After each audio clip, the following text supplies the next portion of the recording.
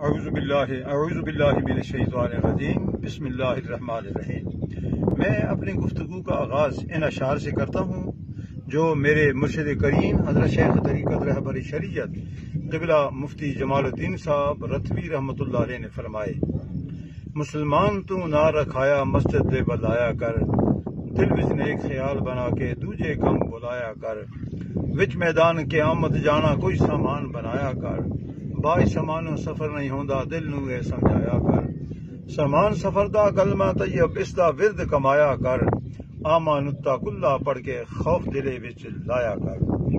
میں اپنے تمام چاہنے والوں کو، ماننے والوں کو، جن کا تعلق اور نسبت رتا شریف سے ہے، جو ان بزرگان دین اولیاء کاملین سے محبت کرتے ہیں، ان سب سے یہ درخواست کرتا ہوں کہ کامیابی کا زینہ جو ہے وہ ان بزرگوں کے نقش قدم پر چلنے سے ہی ہے۔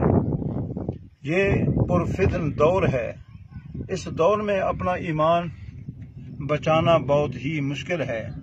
وہی کامیابی حاصل کر سکتا ہے جو اپنے مشائخ کی مبارک تعلیمات پر عمل کرتا ہے، وگرنہ دین دنیا میں وہ بامراد نہیں ہوتا، ناکام ہی ہوتا ہے۔